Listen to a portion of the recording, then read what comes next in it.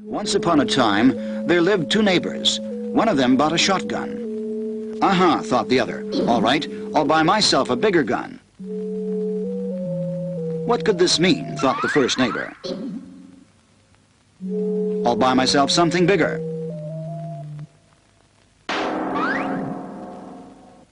A finales de los años 60 parecía que la Unión Soviética sería capaz de igualar el arsenal nuclear de los Estados Unidos. Las dos superpotencias se encontraban ante un gran dilema: ralentizar su competición, proceso que recibió el nombre de détente, vocablo francés cuyo significado es distensión, o continuar con una carrera de armamentos que podría desembocar en una guerra mundial.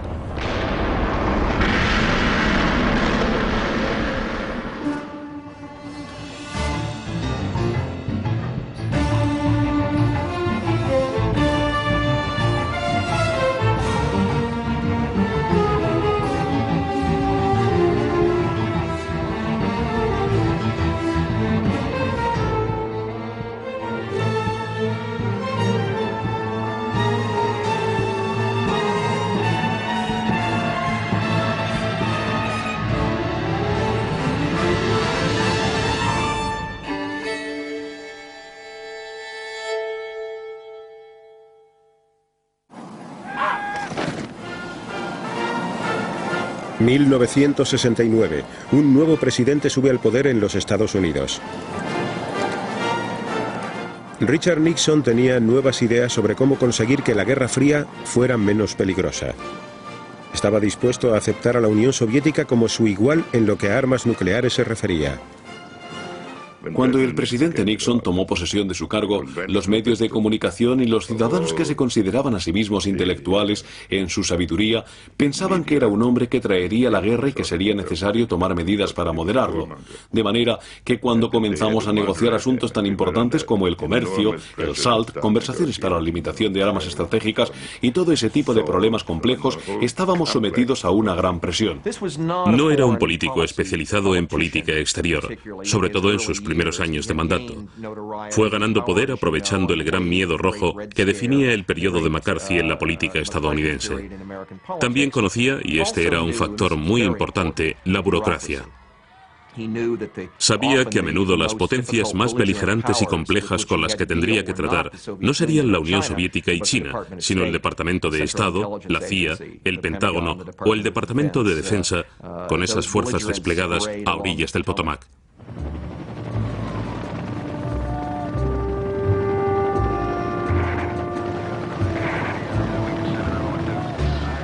Aunque Nixon quería revisar la estrategia de los Estados Unidos en la Guerra Fría, su prioridad era sacar los efectivos estadounidenses de la guerra de Vietnam.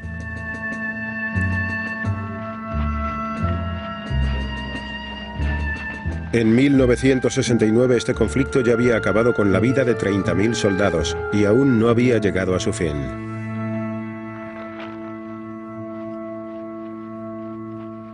Cuando me nombraron secretario de Defensa, había 550.000 hombres en los campos de batalla de Vietnam y otro 1.200.000 en Asia distribuidos entre las fuerzas aéreas y la marina prestando su apoyo en esta operación. Fue una guerra de grandes dimensiones. El presidente Thieu de Vietnam del Sur, aliado estadounidense, se reunió con Nixon en la isla de Midway. Nixon informó a Thieu de que tenía la intención de retirar a las tropas estadounidenses y dejar la guerra en manos de los sudvietnamitas. Vietnamización fue el término que acuñé para hacer que la gente pensara en las responsabilidades que los vietnamitas tenían allí. Entonces nosotros le respondimos, de acuerdo, pero tiene que dejarnos un ejército survietnamita bien entrenado y se compromete a equiparnos para que podamos hacer frente a nuestro propio destino. En julio de 1969 fueron retiradas las primeras tropas estadounidenses.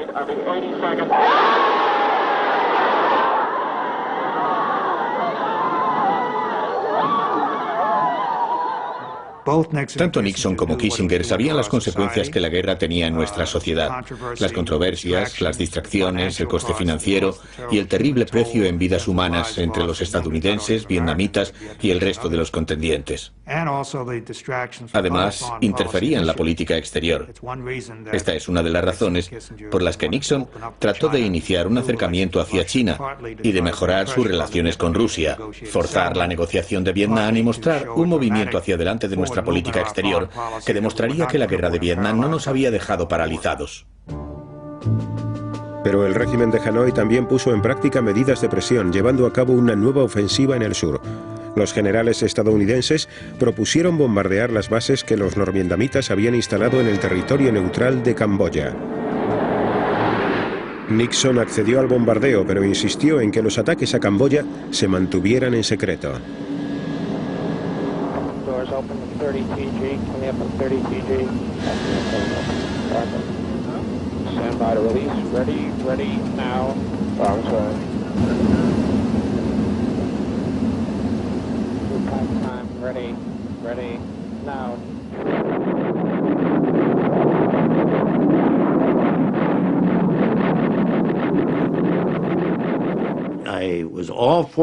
Estaba de acuerdo con bombardear los santuarios de Camboya, pero no podía decirle al presidente de los Estados Unidos o al consejero de Seguridad Nacional, que entonces era Henry Kissinger, que podía guardar el secreto.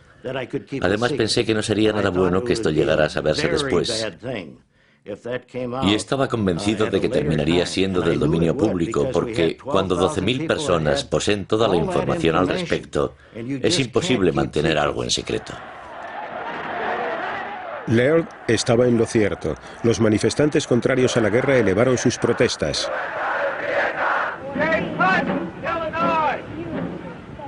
Estaban gritando los nombres de los soldados que perdieron la vida en Vietnam. Richard Nixon podía mirar por la ventana de la Casa Blanca y ver una muchedumbre que protestaba en la calle por la guerra de Vietnam, por ejemplo. Sacó del bolsillo una tarjetita de 3x5 y le echó un vistazo. Las encuestas demostraban que de un 70 a un 75% del pueblo de los Estados Unidos confiaba en él. Entonces dijo, no voy a dejar que esta gente que está en la calle decida la política exterior de este país. So tonight, to you, the great silent majority of my fellow Americans, I ask for your support. I pledged in my campaign for the presidency to end the war in a way that we could win the peace. I have initiated a plan of action which will enable me to keep that pledge. The more support I can have from the American people, the sooner that pledge can be redeemed. For the more divided we are at home, the less likely the enemy is to negotiate. Nixon creía muy acertadamente que la oposición a la guerra se debía a las víctimas que ocasionaba y no a la presencia estadounidense en ese país.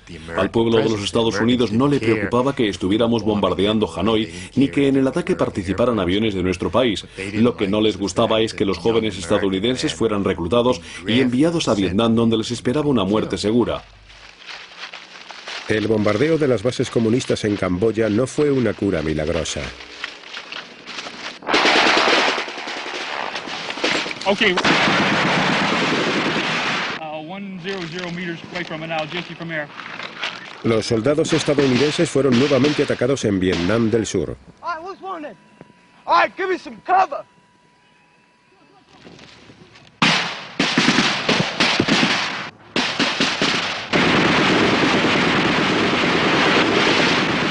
Can you move them? Okay, try and bring them back here. Remember to stop the bleeding. You gotta stop.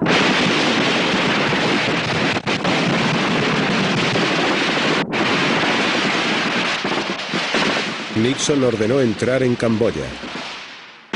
Anybody out here? Do you feel the people are united behind you, Mr. President? As far as the people are concerned, I have no judgment on that.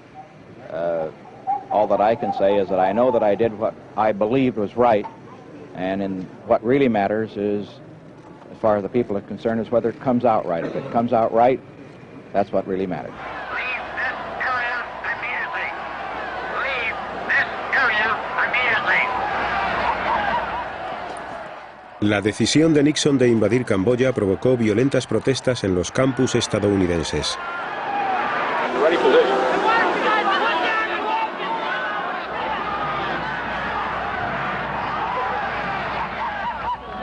En la Universidad de Kent State, 4 estudiantes resultaron muertos a consecuencia de los disparos efectuados por la Guardia Nacional.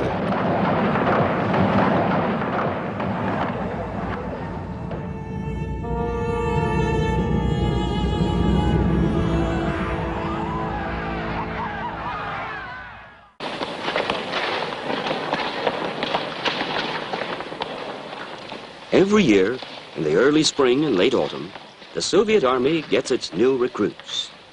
The forces are inconceivable without strong, agile men possessing stamina.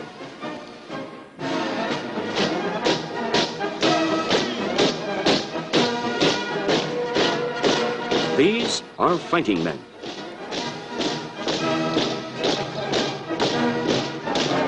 Pero los hombres luchadores no podían garantizar la seguridad sin contar con otro tipo de ayudas. Los líderes soviéticos querían firmar acuerdos armamentísticos en los que se reconociera su paridad nuclear con Estados Unidos. También querían que los norteamericanos mostraran un poco de comprensión ante sus discrepancias con China. El jefe del Partido Comunista, Leonid Brezhnev, era partidario de la relajación de las tensiones de la Guerra Fría con los Estados Unidos, política que se conocería con el nombre de distensión. Al mismo tiempo, Brezhnev recorría el camino que le llevaría a la cúspide del poder soviético. Brezhnev era una persona sincera en muchos aspectos y había vivido la gran guerra patriótica de principio a fin. De ella regresó con el firme convencimiento de que tenía que hacer todo lo que estuviera en su mano para evitar una guerra. Y esta forma de pensar quedaba patente cada vez que visitaba una granja o una fábrica. Les preguntaba a los trabajadores, ¿cómo están las cosas? Y ellos se quejaban, pero Brezhnev les respondía, podremos soportarlo todo mientras no haya guerra.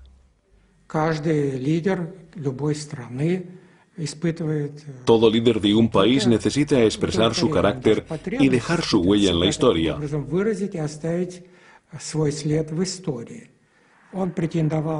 Brezhnev quería ser el líder del gobierno soviético y una de las formas que encontró para fortalecer su posición fue hacer de la política exterior su máxima prioridad. Las relaciones entre Estados Unidos y la Unión Soviética siempre fueron el centro de nuestra diplomacia. Incluso diría que, lo crea Occidente o no, básicamente nuestros esfuerzos estaban dirigidos a conseguir una relación más constructiva con Estados Unidos. En Europa, la Guerra Fría mostraba su faceta más dolorosa en el telón de acero que dividía a las dos Alemanias.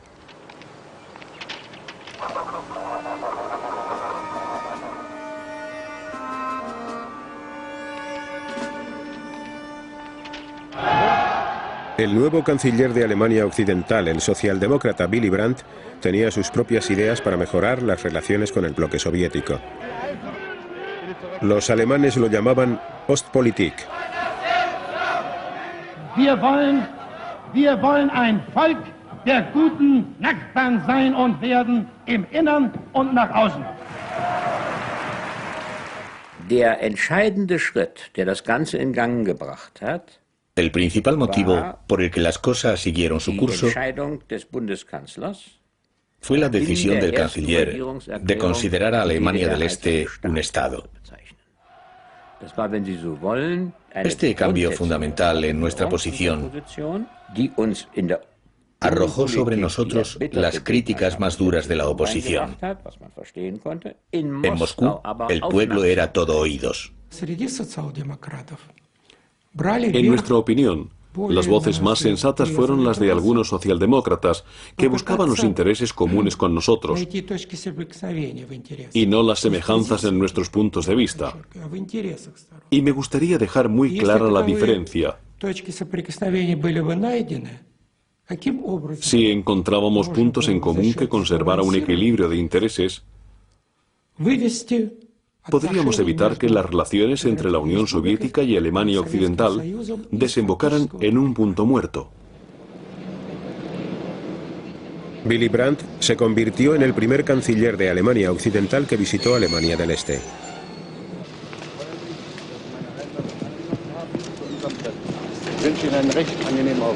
Danke Ihnen sehr für die Begrüßung, auch dafür, dass Sie gutes Wetter besorgt haben.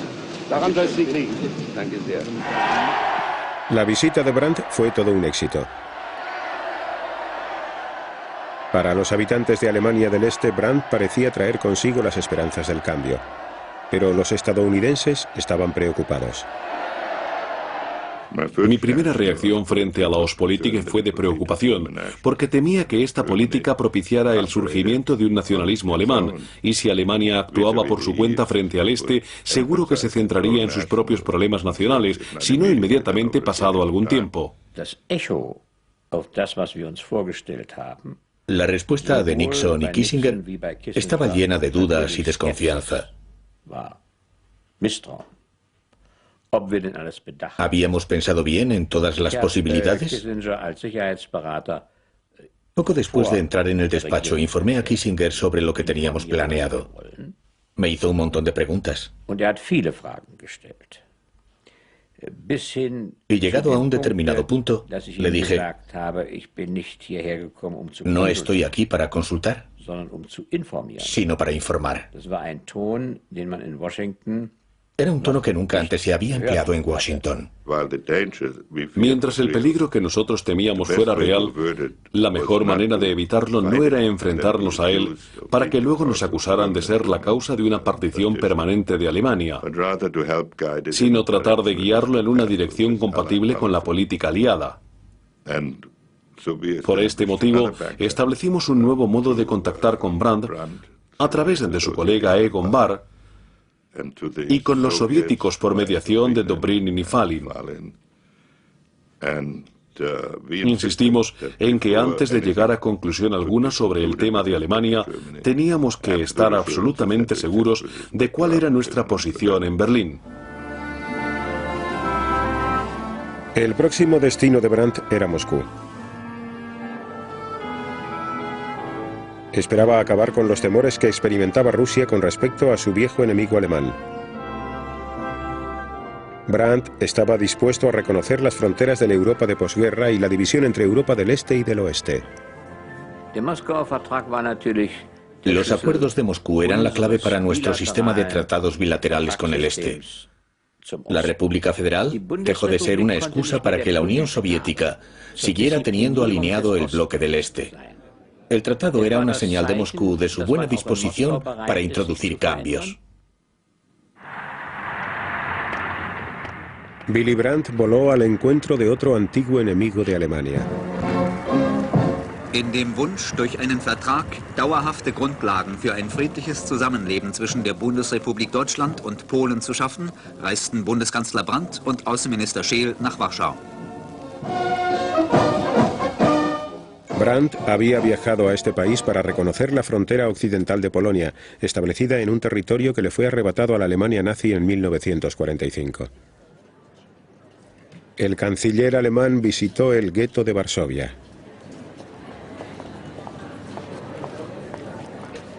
Le faltaron las palabras.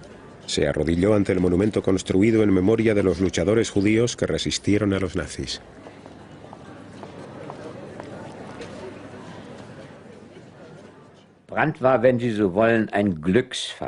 Brandt fue un golpe de suerte para la historia alemana.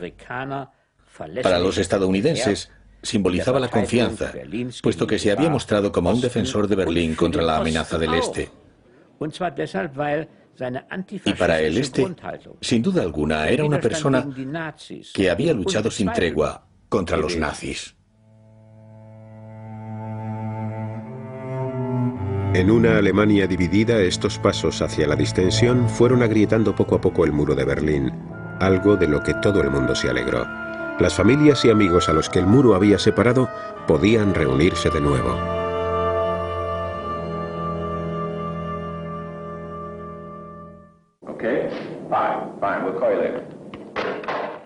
Los arquitectos del nuevo enfoque que los Estados Unidos le iban a dar a la Guerra Fría eran Richard Nixon y su consejero de Seguridad Nacional, Henry Kissinger.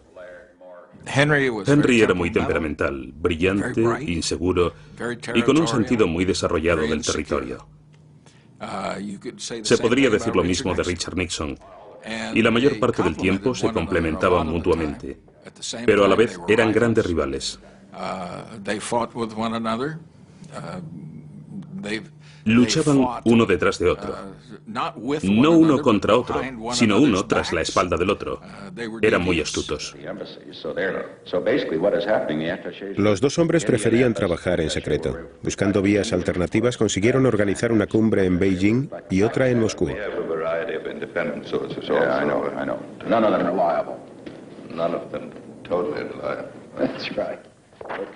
Nixon y Kissinger querían que las cumbres en China y en la Unión Soviética les ayudaran a sacar a su país de la guerra de Vietnam. También esperaban conseguir que China participara en su juego diplomático. El principal motivo de esta búsqueda de un acercamiento con China era devolverle la fluidez al conjunto de la situación internacional. Si hay 5 jugadores y hay uno de ellos con el que no se puede tratar, la situación empieza a adquirir una cierta rigidez. En segundo lugar, queríamos demostrar al público estadounidense que Vietnam era una aberración y que teníamos ideas para construir la paz a escala mundial. Tras la visita de Kissinger, los líderes soviéticos se quedaron bastante preocupados.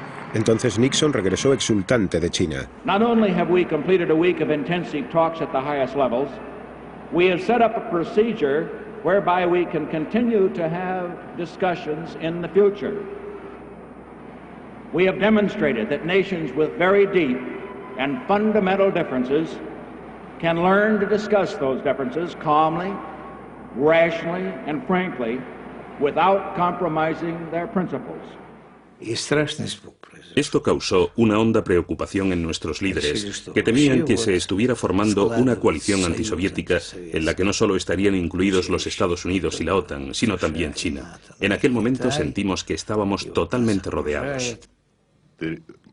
Antes de realizar nuestro viaje a China, habíamos intentado celebrar una cumbre con la Unión Soviética, pero ellos siempre nos respondían con evasivas y, por decirlo amablemente, intentaban chantajearnos para que hiciéramos concesiones indecorosas o que al menos lo parecían. Y de repente reaccionaron ante los últimos acontecimientos accediendo a celebrar la cumbre, hecho que contribuyó a desbloquear nuestras relaciones. En marzo de 1972, Vietnam del Norte lanzó una nueva ofensiva sobre el sur. Nixon respondió a esta provocación con más ataques aéreos.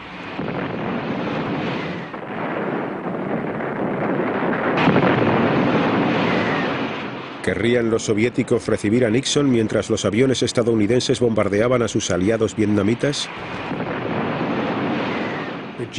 El debate que tuvo lugar en la sala de situación de la Casa Blanca era: ¿qué es más importante?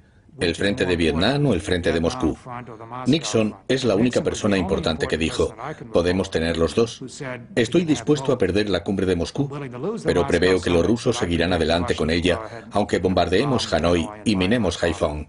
Nixon y Kissinger jugaron un poco al poli bueno, poli malo, en especial con los rusos. Kissinger se entrevistaba frecuentemente con el embajador ruso. Y con frecuentemente, quiero decir casi todos los días. Su estrategia era: mira, yo estoy trabajando para este loco. No hace falta que te diga de lo que es capaz. Por eso, Anatoly, tú y yo, como hombres razonables que somos, debemos trabajar juntos para que nuestros dos países lleguen a un acuerdo. Kissinger no estaba tan seguro de que Moscú fuera a seguir adelante con la cumbre. Fui a ver a Kissinger. Estaba muy nervioso, pero trataba de ocultarlo. Me dijo bromeando: bueno, vamos a hacer una apuesta, porque sabía que yo tenía un papel con la respuesta oficial del gobierno soviético. Dijo: apostemos para ver si puedo adivinar qué han decidido. Nos jugamos una caja de botellas de champán. Le pregunté: veamos, ¿cuál crees que ha sido la respuesta soviética? Kissinger estaba convencido de que habrían aplazado la cumbre para una fecha más tardía, pero en realidad la Unión Soviética anunciaba que el Congreso se celebraría según lo previsto. 22 de mayo de 1972. Richard Nixon se convirtió en el primer presidente de los Estados Unidos en funciones que era recibido en el Kremlin. En la cumbre se llegó a un acuerdo para limitar las armas nucleares tanto defensivas como ofensivas y se sentaron las bases para la fundación de la política de détente o distensión. Para Brezhnev y Nixon, esta era la prueba más dramática para las nuevas relaciones que se estaban entablando entre los dos países. Pero antes de todo, los soviéticos tenían que dar su opinión acerca de lo que estaba ocurriendo en Vietnam.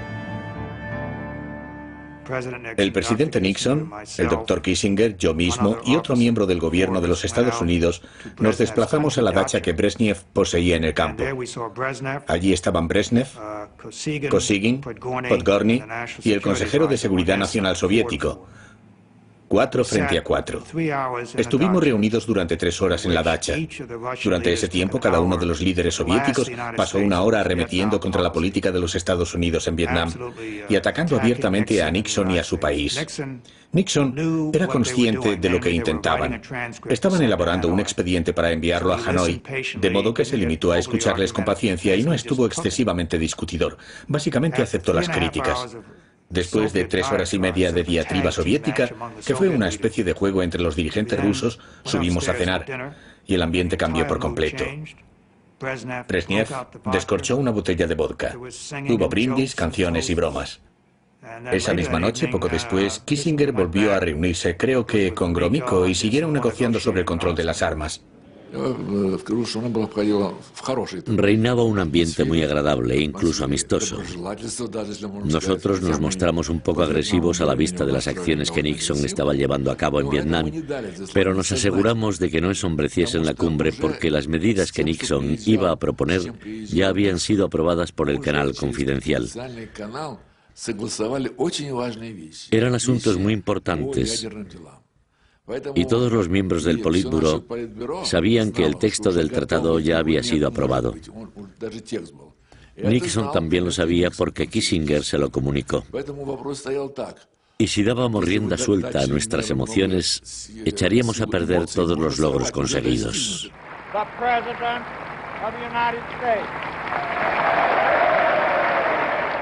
En el Congreso estadounidense, Nixon fue recibido como un héroe.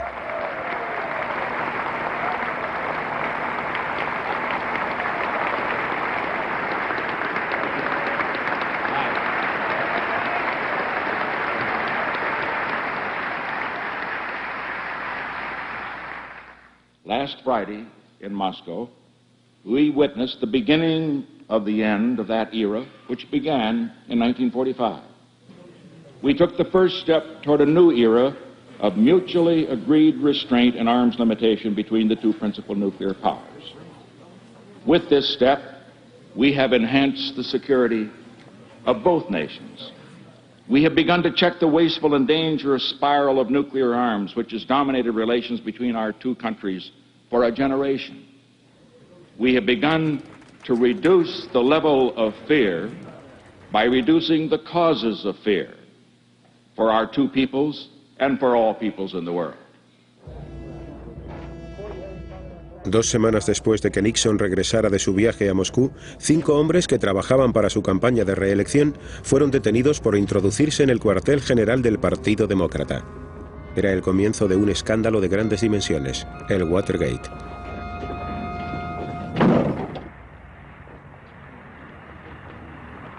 Puesto que el día de las elecciones se acercaba, Kissinger regresó de una de las muchas rondas de negociaciones con Vietnam del Norte.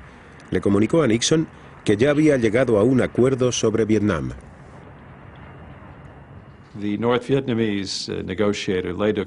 El negociador norvietnamita Le Duc Tho presentó a Kissinger un proyecto de acuerdo para restablecer la paz y terminar la guerra en Vietnam. Y lo primero que dijo cuando le mostró el documento a Kissinger fue: «Tiene prisa, ¿verdad?». Y aún puedo ver al secretario de Estado asentir con la cabeza cuando Le Duc Tho hizo esa afirmación. Sabíamos que el 9 de enero Kissinger se había reunido con representantes norvietnamitas en París. Por eso, cuando llegó el 19 de octubre y nos dio el texto, que evidentemente estaba en inglés, y dijo que teníamos 4 días para firmarlo, le respondimos muy educadamente: «Bueno, es la primera vez que vemos este texto, así que nos gustaría tener algo de tiempo para estudiarlo». Por cierto, ¿dónde está el texto en vietnamita?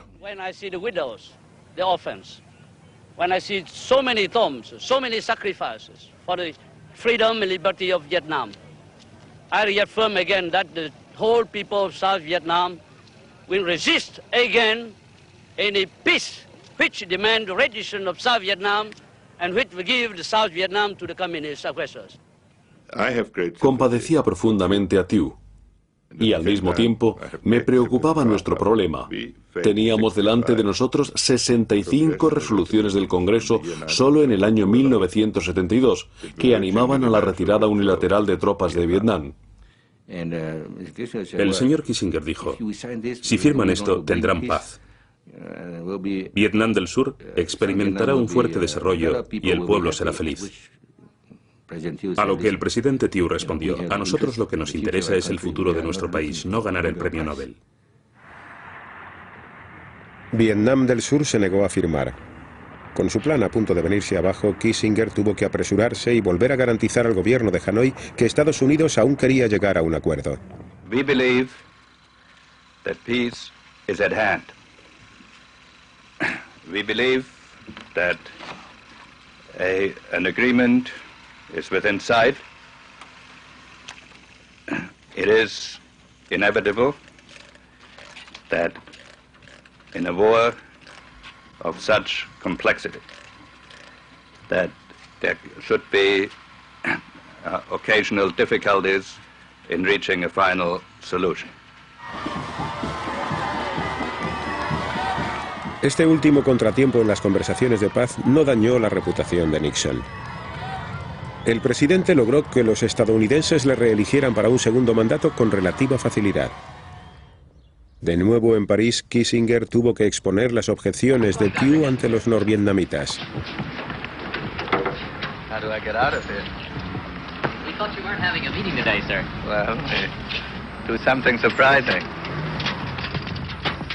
It's getting to be difficult to have a secret rendezvous in Paris. It certainly is. Will you be meeting again tomorrow, sir?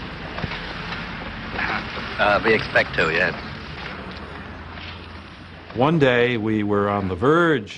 día estábamos a punto de finalizar el texto y al siguiente de repente aparecían 12 asuntos diferentes que teníamos que resolver. Entonces Le Duc dijo que tenía que regresar a Hanoi a consultar con su gobierno.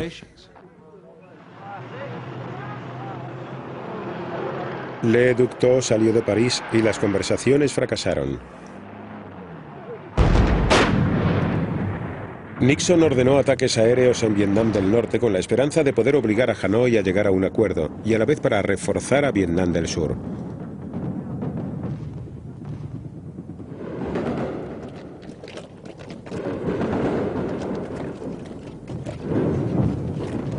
Pasaron otros 12 días y Hanoi y Haiphong experimentaron la campaña de bombardeos más constante de toda la guerra.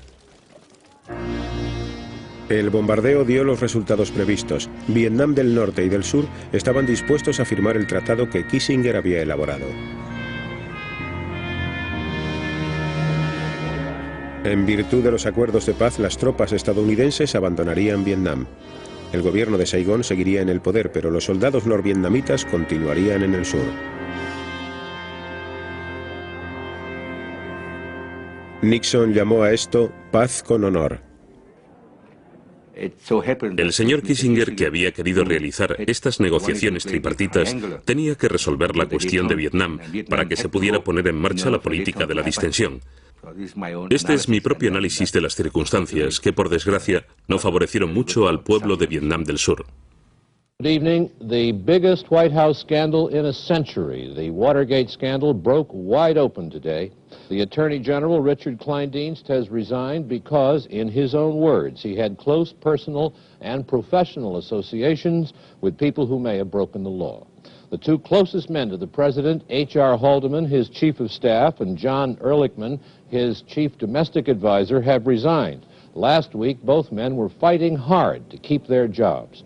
En la Casa Blanca contábamos con un sistema magnífico para hacer frente a cualquier posible crisis, pero no lo aplicamos al Watergate y creo que en parte fue porque no lo considerábamos una crisis.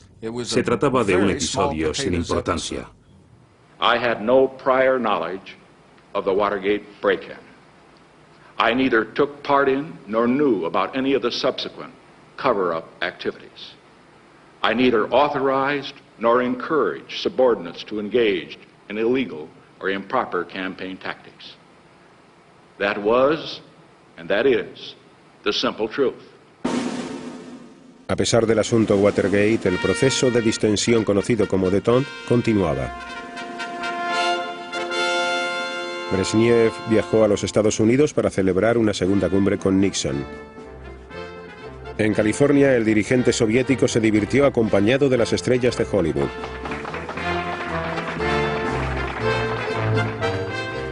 A los rusos aún seguía entusiasmándoles la idea de negociar con el presidente de los Estados Unidos.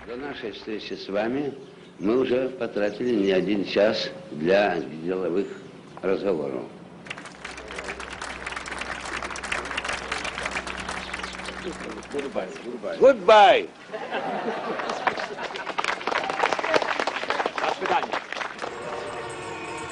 A pesar de que Nixon negó su culpabilidad en el Watergate, fue acusado de obstrucción a la justicia y tuvo que hacer frente a un proceso de destitución ante el Congreso.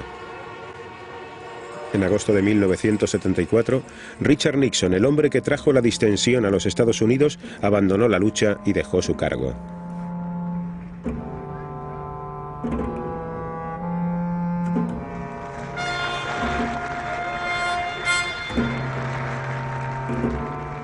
Su sucesor sería Gerald Ford.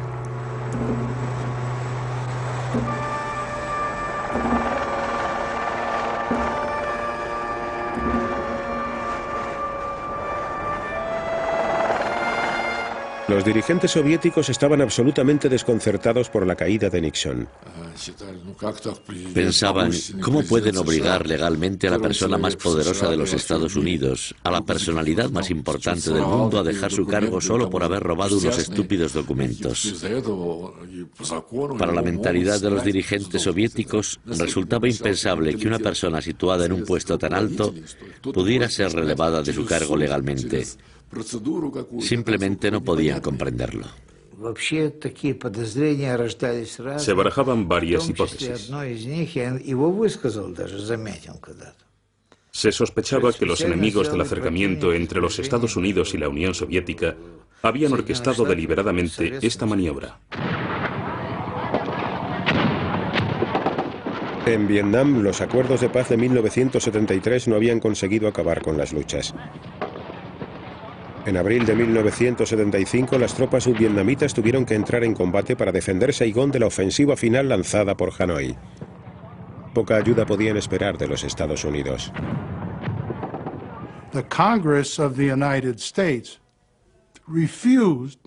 El Congreso de los Estados Unidos rechazó la propuesta para enviar algún tipo de asistencia militar necesaria para que las tropas survietnamitas siguieran teniendo fuerza. Los subvietnamitas, que habían luchado y trabajado codo con los soldados estadounidenses contra los comunistas, sitiaron la embajada de los Estados Unidos.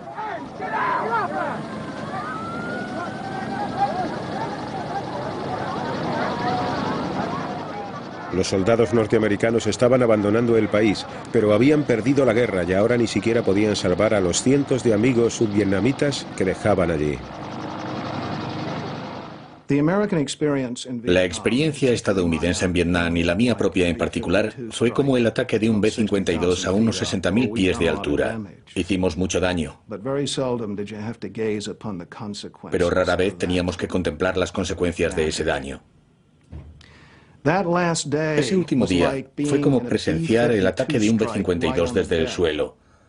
Pudimos ver los estragos que causaban nuestras ofensivas y el horror y la pena, mayores de lo que nadie podría soportar.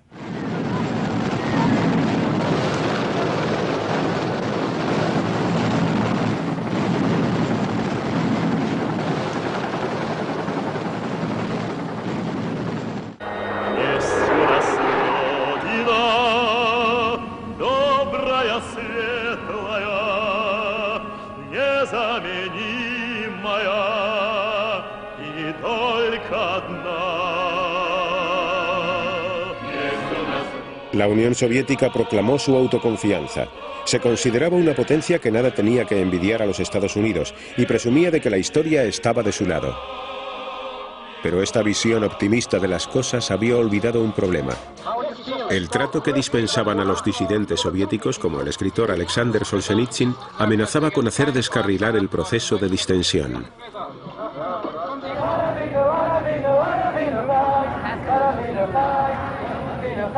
Mr. Kendall?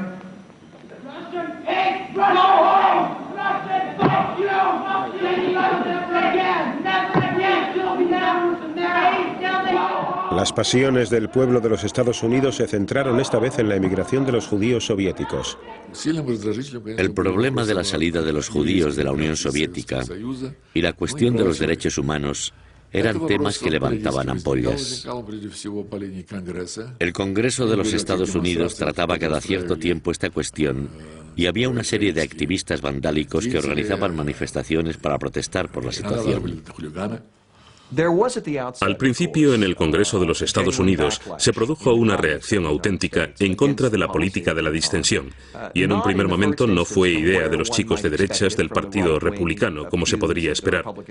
En su lugar, este rechazo procedía de los demócratas, tradicionalmente derechistas más radicales, que eran como una especie de guerreros de hielo al estilo de Scoop Jackson.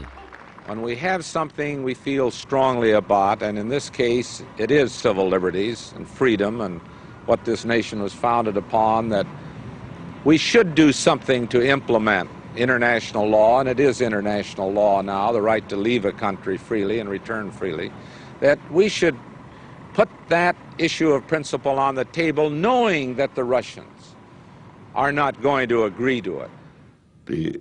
El debate sobre el proceso de distensión tomó una forma muy curiosa, porque algunos de los liberales parecían opinar que quizás la tensión no fuera tan mala, y de repente desarrollaron teorías sobre la necesidad de intervenir en los procesos de derechos humanos que nunca antes habíamos oído y que habían sido enérgicamente rechazadas anteriormente.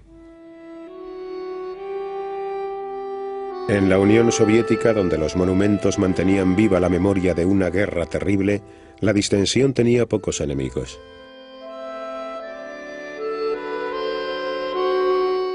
Los líderes soviéticos esperaban garantizar la seguridad y las condiciones de vida de su país con un tratado que se firmaría en Helsinki, en virtud del cual se reconocería la división de Europa establecida en la etapa de posguerra. Pero en este tratado había un gran escollo: los derechos humanos. Los miembros del Politburó leyeron el texto en su totalidad. No pusieron objeción alguna a los artículos primero y segundo. Pero cuando llegaron a la tercera parte, la humanitaria, se les pusieron los pelos de punta. Entonces Gromyko expuso el siguiente argumento. Lo más importante del Tratado de Helsinki es que se reconozcan las fronteras. Por ellas derramamos nuestra sangre durante la Gran Guerra Patriótica. Los 35 países firmantes admiten que estas son las fronteras de Europa. En lo que a los derechos humanos se refería, Gromyko dijo: bueno, ¿quién es el dueño de esta casa? Nosotros somos los dueños y a nosotros corresponde decidir cómo actuar en cada momento. ¿Quién podría obligarnos? Tras superar las dudas de sus colegas, Brezhnev llegó a Helsinki, entusiasmado por aparecer entre los líderes de Oriente y Occidente. Людям, принадлежавшим поколению, которое пережило ужасы Второй мировой войны, особенно отчетливо виден исторический смысл настоящего совещания. Право на мир должно быть обеспечено всем народам Европы. Ambas partes creyeron que tenían el acuerdo que deseaban. La Unión Soviética y las naciones del Pacto de Varsovia no supieron darse cuenta de que la disposición sobre los derechos humanos era una bomba de relojería.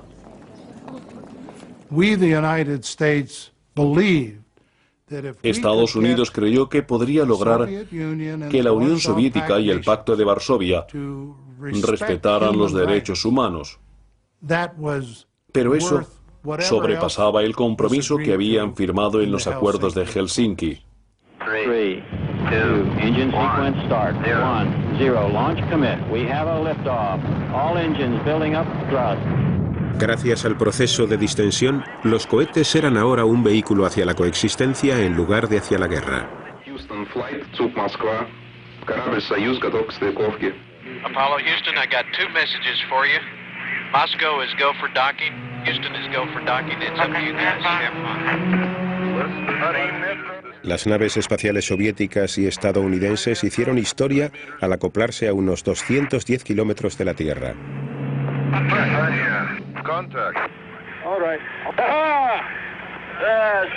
En el espacio, la cooperación estaba sustituyendo a los años de confrontación de Guerra Fría.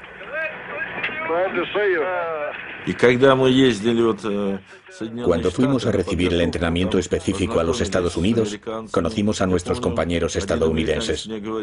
Recuerdo que uno de ellos me dijo, desde que se ha puesto en marcha este proyecto internacional, duermo mejor por la noche.